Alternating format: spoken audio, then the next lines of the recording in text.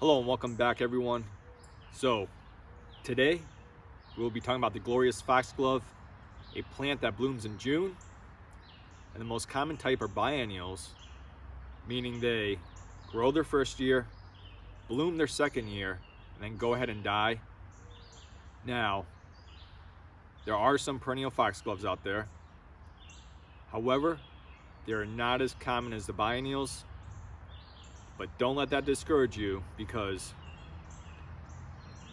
if you let that seed pod ripen, you go ahead and cut that flower spike, sprinkle it around where you want it. You should have foxgloves for years to come because they self-seed readily where they're happy. So it's fairly easy to keep them going. Now, some other things about foxgloves. They get roughly 3 feet high. However, back here in the borders, I do have some that are probably pushing 5 feet. They're just happy. Also, pollinators love them, particularly bumblebees.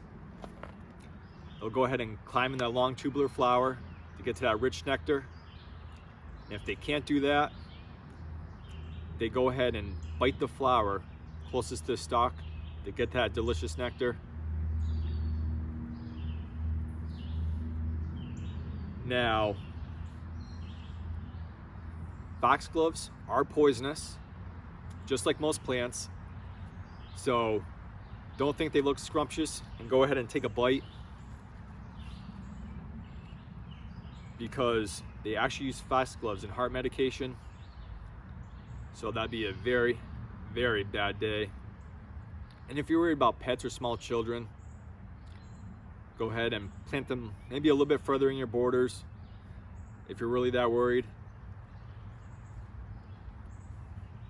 But even though they're poisonous and they're biennials, they are a glorious plant to have in your garden.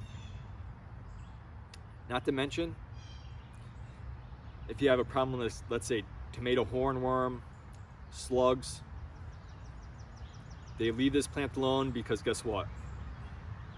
They die.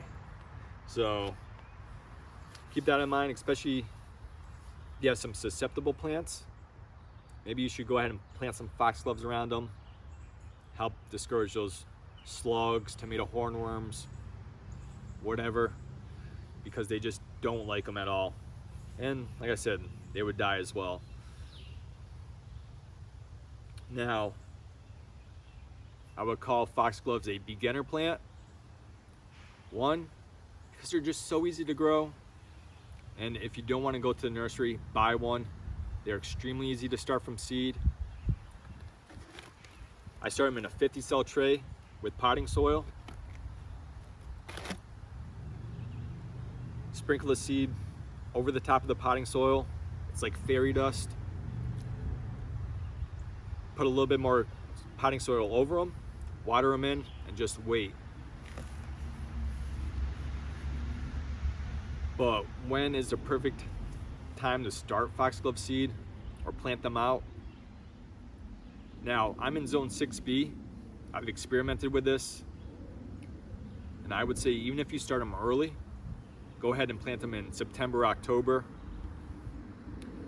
And the reason for that is I can go ahead and plant these in the ground now, but what's going to happen is they're going to put on a lot of foliage, and some of that foliage will die off in the winter, and it just won't look as good in the border come the following year in June, because some of it would have died off, not necessarily from the cold, but it could also be from touching the ground, just getting wet. So go ahead, pot them up, leave them in the pot. It'll help reduce the growth. This is a 3.5 by 5 inch deep pot. Wait until roughly, like I said, September, October.